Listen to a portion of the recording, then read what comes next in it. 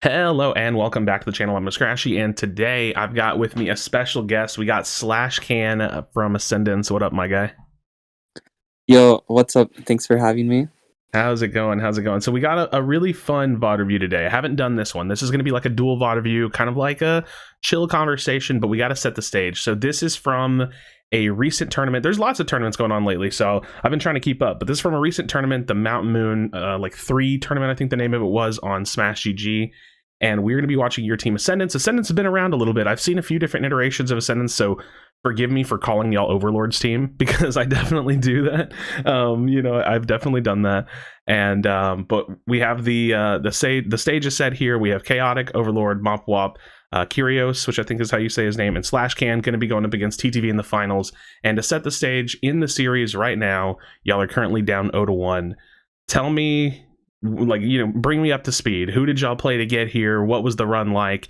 And if you really want to briefly start off what happened in that game number 1. All right, so yeah, actually, Chaotic is our sub jungler, Okay. and we were supposed to play with Jungle Book 1 today. A very good jungler, but Chaotic is also very good. Nick had a family emergency right before, so it was unfortunate. We just had to sub Chaotic in, and it was actually our first time playing with Chaotic in a tournament. And I am also newer to the roster. Overlord and I had actually planned a team for a while, but their defender just left because of region lock for Worlds. This is our new Worlds roster. We're trying it out, and we're playing with the sub jungler actually in this tournament. And we faced Tyre, which is now Aphelion, and Bad Macro, who is now FF, right before TTV. And those are both top 4 teams in the region, and we 2-0'd both of them. Nice. But we made it to finals against TTV, and we lost the first game. Oh yeah, they really like the eject. I've seen the kind of way that both Toon and Tans play around the eject, so it's something. I have to admit, this is the first VOD review I've done where the player doesn't have the names on, so that's gonna mess with my head a little bit. So yeah. We'll see that, but we see y'all skipping. You're kind of setting the stage. Oh, y'all are actually killing the doubles at the end. All right, cool. Yeah, we like to kill doubles because we can do it really fast and still make it to Ladino. And here, my water gun is a better secure, so usually I get the top Ladino unless I choke. And one of the reasons we like SLOWBRO is it helps us survive this lane with his range against a Wiggly Pika, which is one of the strongest lanes right now. Yeah. And we really like to run Venusaur, but it's really weak into Pikachu. So that's why we're running the SLOWBRO to help us kind of hold lane versus them. Yeah, I like this lane setup. I think what are your thoughts? Because I've been kind of curious. Obviously I have my own opinions and stuff, but I can only kind of experience so much. My thought is that I feel like Pika is amazing, but I think that Venusaur scales crazy strong into late game. Is that kind of the general sentiment y'all have as well? Yeah, so if a Venusaur hits 13, it's going to be very hard for them to win the team fight. So they kind of had to steamroll lane and turn that into winning Dreadnoughts, winning objectives, so that we don't get any experience. Because the Venusaur hits level 13, it's over. They did a really good job with that first game, which is why we lost. Yeah. Okay, so I'm not too crazy. So nice so far. It's feeling like a little back and forth, a little even in the bottom lane. You're starting off strong. Y'all are A-pressing a lot. There's a lot of, that's the cool thing about SLOWBRO. I feel like you can A-press and trade off your health bar a ton because you have your slack off and your potion. So it buys y'all a lot of time to do the damage you need to do. Yeah, and there's actually a cool tech with potion that a lot of people don't know, where if you slack off first and then potion, you will get double the health from potion. Yeah. All right, so a little bit of back and forth. The kind of jungle 2v2 basically top lane thing has been going on. I think they got a KO, but these early KOs in top lane aren't too detrimental. I've actually started to pay attention to that a little bit more just myself, to see I've been watching. Obviously, I watch a lot of TTV, and I'll see some of their top lane ganks for first Bs. Both of them will die, and it's doesn't really matter that much as long as the lane isn't getting gapped on top of that. So it seems like an early KO here or there is not too bad, and we're basically just getting ready to posture for 720s. Yeah, and right now we're pretty much even in lane, slightly ahead in EXP, which is really bad for them, because it basically means we're winning lane since we have Venusaur. And I love the Brave Bird pick. Yeah. I've been talking about it myself, just thinking that Brave Bird is just way stronger than Fly right now, because it's such a good fighter, and the gank on it is super strong. Yeah, I agree. I definitely think it's really strong right now. Chaotic is a one-trick talent, which is why we had him on it. Yeah, can't go wrong there. Cool. Easy pick on Zug to kind of start this off.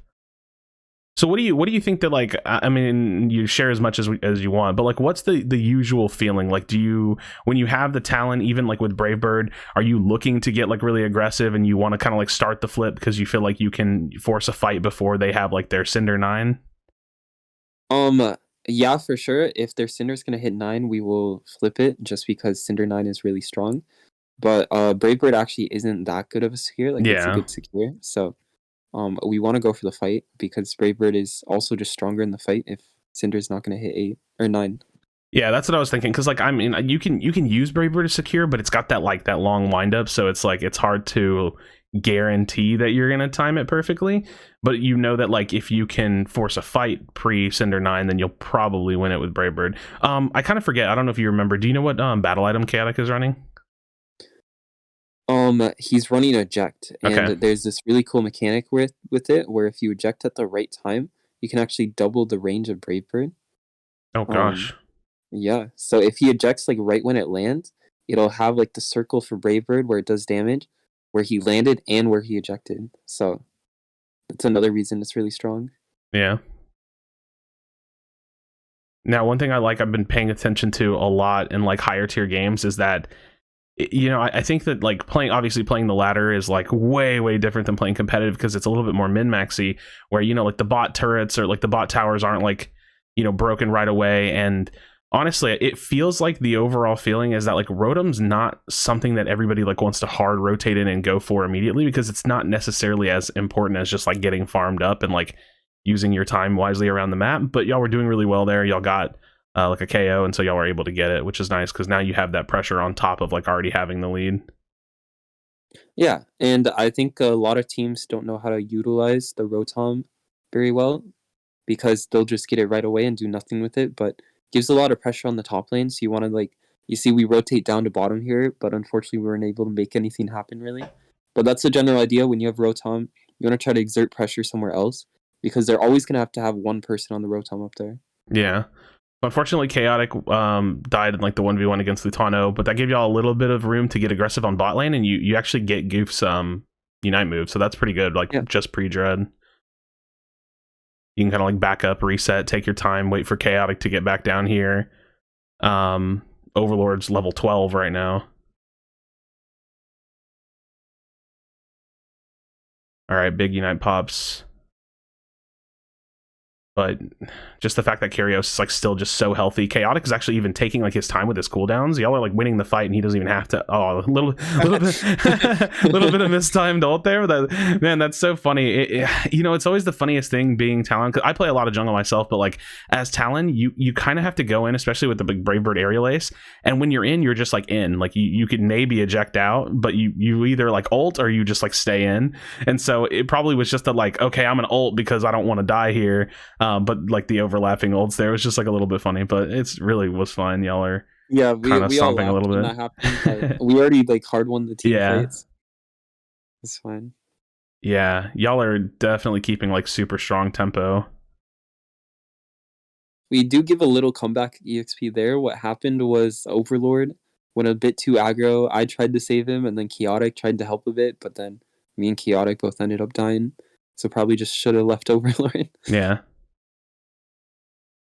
I'm curious to see here because like in this section of the game, and honestly, what I love about watching like 5-stacks and like just like tournaments and stuff is that like I'm learning how to like shot call games better. But I'm always so interested to see like how much like priority people will put on Rotom, because like right here y'all could have like hard rotated up, but there was just so much farm on the map, and like instead of like forcing yourselves to like ignore all the farm and basically like maybe even like leave bot goal open, you can just like deal with the Rotom, get the experience off the Rotom because it does give experience, and then farm everything first. So like instead of like over prioritizing Rotom, I've started to notice that like teams would rather just deal with it than like force themselves to go fight over it. Yeah, and here you also have to think about how much value that Rotom would have given us. It wasn't anywhere near an objective spawning, and we have all their goal zones broken. And it's very hard to pressure a tier 2 goal zone because they heal so much off it. So if we got that Rotom, it would have been useless for us. We might as well just hard farm instead. I mean, I could see like a little bit of value if it was like maybe coming up like just before final stretch and you could like get that pressure going into Zapdos, but I guess it's like contextual on the time. Yeah, those Rotoms are huge, but it was up like a minute before, so yeah. All right, what's probably the big final fight. Kyrios is 13, so you have the huge Venusaur power spike. All Unites have gone down. Lutano's kind of like low and running away, and Goof got picked early. So really, your biggest threat is like Tans. And perma CC lock him, and that basically won us the fight there because both their carries are dead. So and like level 11 like Surf Plus is just ridiculous. It's so good. It's ridiculous. Yeah. So I've been again like I don't mean to like take the limelight, but I try so hard to apply this to like my own games. I've been 5 stacking a little bit, and I'm not a huge fan of like the Wiggly. I don't want to say I'm not a huge fan of it, but I've just been loving like having our tank player playing SLOWBRO because it just feels so incredibly strong. So I really enjoy watching like teams that play SLOWBRO. I think a lot of pros still think Wiggly is a lot better than SLOWBRO, and I think SLOWBRO is definitely better if you have like a team that doesn't know how to play around Wiggly. I agree, but I do think SLOWBRO is just as good as Wiggly right now. Nice. So yeah, that was pretty clean. I'm actually gonna watch that fight back. I want to kind of pay a little bit of attention to it. I have this huge VOD, so I gotta click through it. Funny. All right. And then we'll watch the last game because this is like y'all's tie it up moment. You know, allows y'all the ability to tie it up 1-1 in the series, and hopefully take them to that game 3. Yeah. So for some context for this fight, how TTV usually likes to fight, it's really annoying. They like to do mini skirmishes. You know, their play styles, they try to force out the other team's unites and then they back off. And then they'll engage and they'll have more unites and they just have a free win, you know? Yeah. So Lutano decides to engage on me in the top left, just trying to force SLOWBRO unite, you know? But the thing with that is he has to get out and he engages me in kind of a bad spot, I think. You know, you don't want to go in this top left L with against a SLOWBRO because my Surf Plus is just massive here. And because of that, his whole team ends up having to go in and we get a pick on Goof, which is huge. Yeah, I was gonna say Goof was kind of like they were kind of like forced to like run up into the fight to like make sure they could close the gap before y'all did too much damage or like got a pick on Lutano. And so Goof like ended up being like right on like the left hand side of the Zap pit, which is kind of like a little not the best positioning that he could get. Yeah, and if you saw that, Chaotic actually ended up being 1 health there, and he just got a Cotton Guard just in time, and I Surf Plus them. Nice, yeah. To finish them off. Cool. So yeah, game 1 goes to y'all. This is pretty clean. Like even like looking at it, there really just like isn't like a ton of time left for them to basically do anything. You can kind of tell in these situations that it's probably like a 300-400 point win without much room. And especially if we wipe them like that and we were ahead in points before Zap, it's just completely over. Yeah. Yeah, I'll let it like play through so I can just kind of like see like the overall result of it. Not that like point lead really matters contextually. It's so funny. Like I feel like sometimes I like when I make videos now this is getting super meta. Like when I make videos, sometimes I do things intentionally just for viewers. Because like if I skip this part, someone would comment and be like, why didn't you show the final score? And like in my mind, it's like, well, because the final score doesn't really matter. You know what I mean? Like the final score doesn't really matter. Like we knew they had lead, we knew they got zapped, we knew they scored a bunch, and there was less than like a minute left. So there's no way that TTV could have come back. But it's like one of those things you just have to like kind of like show it. All right, so let's go to game 3. So y'all are tied up, sticking with the same comp. You know, it feels good, plays good. You know, don't fix what ain't broken, I guess.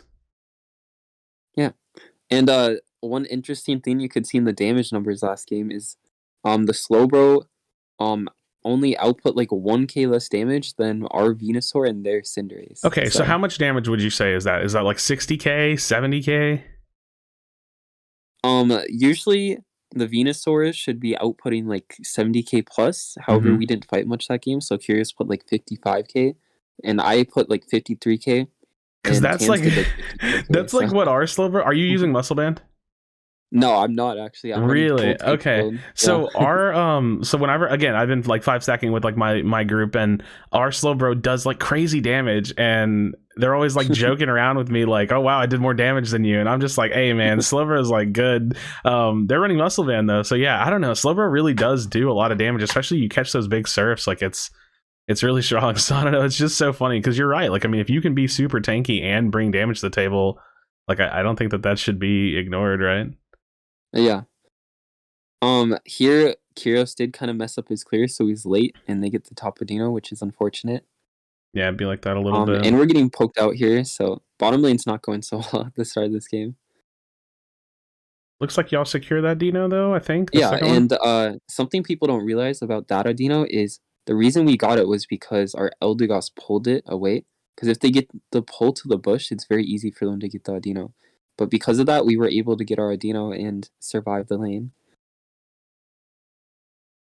Now, so just for context, what's y'all's strategy on like the lane like catch up farm here? Like for this Adino, do you like save it just to hit the level 4s? Is it just to skip for getting to the neutral Adino first? Like what do you think the overall like play is there? You're talking about our back farm? Yeah, like the lane APOM that you leave. We usually just take it. It doesn't really matter. We will prioritize KRASHYS if we're all 4. If we're not, probably me. Just for the surf. But it does depend on the enemy team comp. Okay. If they don't have a Wiggly, I do think Eldegoss 4 is more important because my water gun is a really good secure, and I can just get the big B really easily with it. But if they have a Wiggly, we need my surf to counteract the scenes. Okay. Here I hit a massive 3-man surf, which actually turns the fight for us, and we managed to get a kill on the Eldegoss. Yeah, that was big. Yeah, no, I manages to get away with 1 health here. So I'm so forgive me because I'm kind of asking leading questions a little bit too. Like yeah. I would probably assume that like the goal would be level 4 surf. But like also just like getting you to like say like, oh yeah, that's what we're looking for, or the like leaf tornado is really good depending on team complex stuff like that is important. I wouldn't even have thought about that. I probably would just assume that you would always go for surf, but yeah, like having like if you're not facing like a Wiggly going for the leaf tornado, I can see how that's like super valuable. Yeah, it's just like if they can't exert a lot of pressure on bees on us and we're able to hit them really easily, being able to secure that big B is actually just more value, and I'll get 4 off that anyways. Yeah. So it's unfortunate junglers both like come down for 720s this game. Whenever you have Talonflame, do y'all tend to do 720 ganks in bottom or in top more often than not? It depends on the situation. I'm not a jungler myself, so it's hard for me to say like every time, but most of the time he comes bot for ganks. So I feel like when I usually jungle, I'll go like 850 and 720s, I'll go top lane, but on Talon it just feels like the Brave Bird gank is so good that it feels like silly not to try to pressure, you know, like landing like a big Brave Bird on like 3 or 4 people.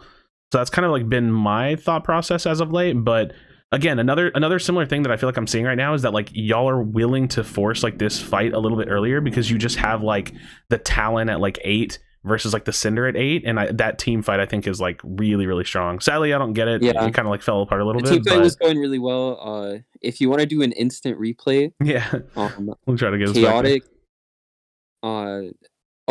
Overlord said his E speed was on a 1-second timer, and chaotic went a bit too early, so the fight was going really well. We got a pick on Tans, but unfortunately, they just messed up the secure, and that just lost us the fight afterwards. Yeah, we'll watch it back. Yeah.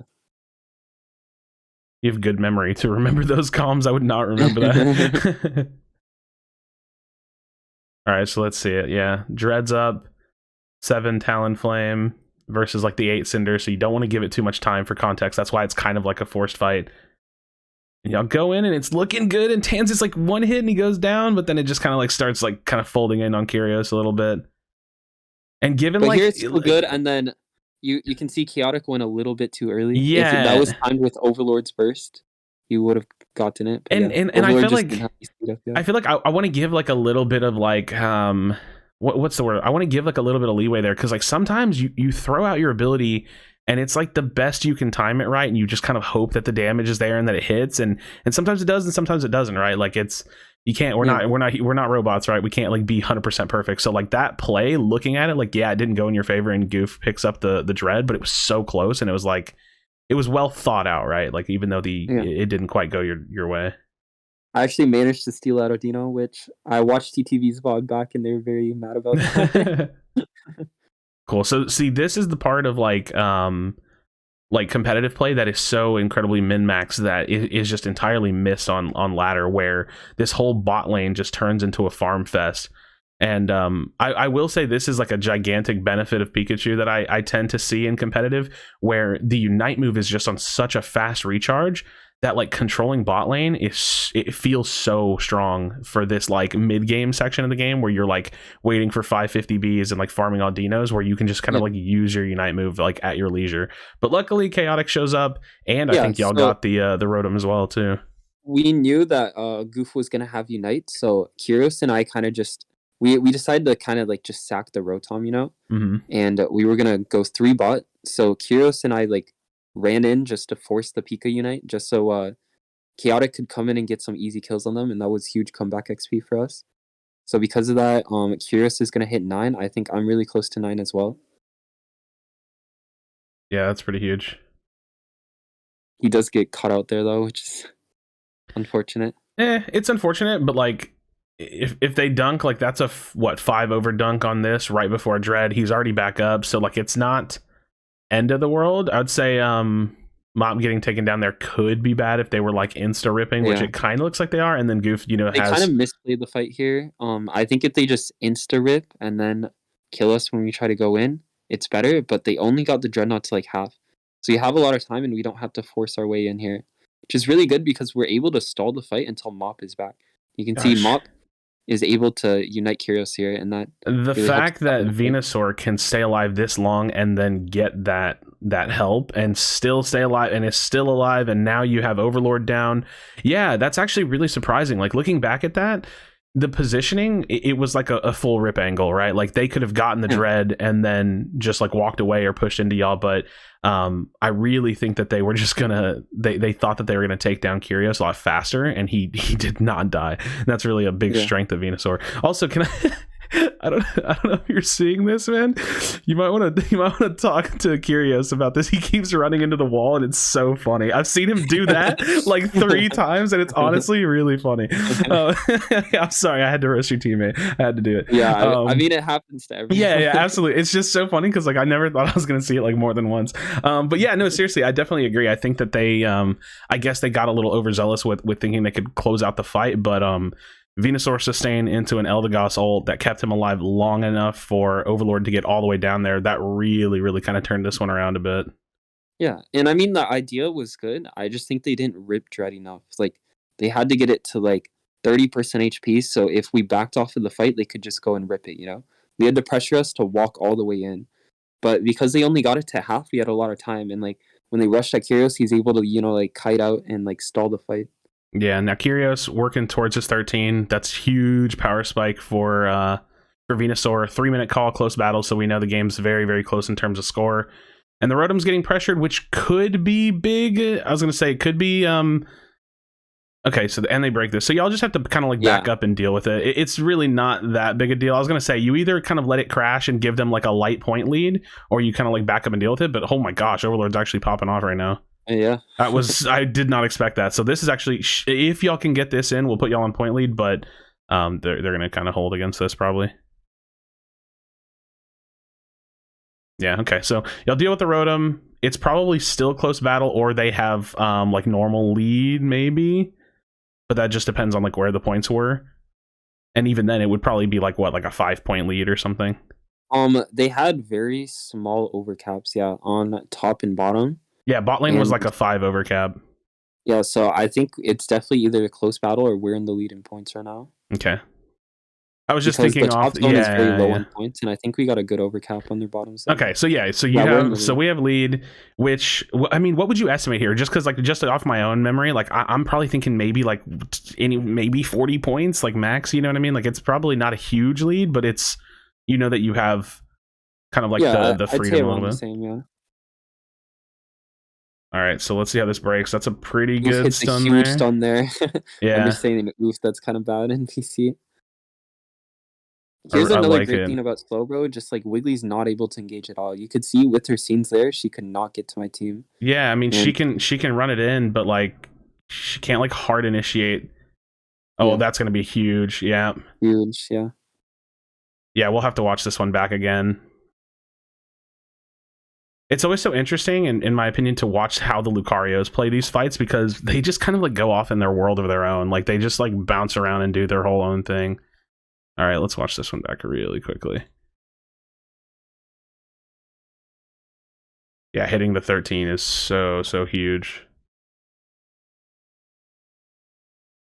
That's a, you know, like I try to use these VOD reviews. Obviously, it's so hard to use these VOD reviews as a way to really add anything to solo queue, right? But you can kind of do something like that. Going for red buff here, I think that this is something that's like a discipline thing, right? So like you see your teammate doing this in solo queue, maybe give them a little bit of time before you push in, right? If you're just trying to use like the level and the min maxing of experience, you know, like go for your plus levels, getting, you know, Venusaur 13, like focus that. Like that's kind of like the message I'm looking to send when it comes to like trying to release some of this to solo queue. But like the Brave Bird initiation is looking good. Like you said, the Wiggly can't really push into you, and then they start to push into the fight. You have your LD ult go off, and then it just leads into like a gigantic boosted auto into the Venusaur ult, and like that alone, on top of the fact that y'all were just like already shoving them out, is like so huge. Yeah, and you can see how, like, I really do think SLOWBRO is giving a lot more value in these fights after, like, the Unites come out. Like, I hit, like, a 2-man Surf Plus that set up that huge Curios Unite, and I Surf Plus Lutano'd after, which just CC chained him so he couldn't do anything. I just think Yeah, it gives a lot of value. Wiggly to me feels almost like the Pikachu of like the tank role, right? Like it provides a ton of early pressure, but I don't think that the early value that it brings is like enough to outshine the late game value. And that's not me saying definitively that I think SLOWBRO is better than Wiggly, but I definitely think Yeah. that it's something to be considered, right? Like it's so incredibly strong. Yeah, I mean, another thing about Wiggly is it has a really good secure. So, like, because we have Talonflame, SLOWBRO works out really well. Like, we have, like, decent secures around the board. But say we had a different jungler, like a Water Shirk and Gran, or like just a jungler without a secure, I definitely think I would run like Wiggly or something, just so we can have like the extra safety net. All right, /can. So hear me out, man. Your team is like you've kind of like made some roster changes. You're playing with your sub. You take down, you know, some really big teams, because I agree, you definitely took down some really big teams in this one. So just like in general, what is like the Ascension like goals and aspirations like going forward? Like obviously you're gonna try to compete at Worlds. Like anything else that y'all are like working on, or you said you might start getting into content or starting to like post a little bit more. Have you been streaming recently, anything like that?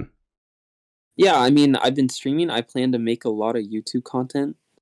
So if people would like to check me out there, that'd be huge. I did make a Trevenant montage when it came out. Nice. Yeah, and you know, the goal is to win Worlds. Like, we really want that. We're gonna strive hard to achieve that. But on top of that, we all want to become content creators. I think the new team is gonna focus a lot more on content than we have in the past. You know, build up our content so that, you know, we can be big content creators on top of pros. I think that's really important if you want to make a career in esports. So. Yeah, I actually completely agree. I think that like content and competitive, as weird as it is, like there's this feeling of like, oh, well, we don't want to show too much, we don't want to give everything away, but there really is like a synonymous nature to it, right? Like if you want to build the career and be the team that people know, then you also have to put yourself out there. So I really like that approach. Actually, you know what, I might even throw it up in the video. I recently have been paying a lot of attention to Apex, and there's a competitive Apex player that I follow named Imperial Howl, and he put out a tweet basically saying, like, it's a tweet thread, and he's on TSM. It says, TSM has been streaming tourneys since the beginning of Apex, and we are still here at the top. Yes, we have some hardships, but it's no direct correlation to streaming in our POVs. When will other competitors wake up and start doing the same? So basically, you know, just kind of putting it out there, like the content and the competitive angle, like they go hand in hand. And realistically, and I try to tell this to people all the time, you being a competitive player gives you chips, right? Like it gives you bargaining chips to say, hey, come watch me, come learn something, come be entertained. and enjoy what we're doing. So Slashcan, thanks so much for doing this, man. Like I said, I feel really humbled that you reached out to me and wanted to do something like this. I've never done a dual VOD review with a player on the team before. So that's pretty awesome, man. And I'm really looking forward to seeing y'all compete going forward. I like that, y'all are playing slightly different picks. Like, that's always really interesting to me. And and I appreciate the added commentary. Yeah, no problem. Thanks for having me. Awesome, guys. So yeah, for sure. Thanks so much, everybody, for watching. Check out the links in the description. You can definitely check out Team Ascension and follow them. They may not, in my opinion, no offense, may not be the most well-known team, but can clearly put up an amazing performance. So definitely give them a shout out. I want to give them a shout out and let you guys know where to find them. But as always, thank you guys so much for watching. We definitely do appreciate it. Slashcan, any ending thoughts? Not really. Awesome, man. Well, looking forward to your future tournaments. Looking forward to, I don't know about you, but I'm super eager just for more information about Worlds. I want to know how many slots are available. I want to know how many, what the dates are, what the qualifiers look like. So hopefully we get some of that soon, right? Fingers crossed, I guess. Yeah, that's definitely important info. I'm excited for it too. Yeah, August is coming up fast, and we know Worlds is in August, so we'll see what happens. But friends, thank you so much for watching. We definitely do appreciate it. Be sure to be kind to one another. Tell someone that you love them, and I'll see you on the next video.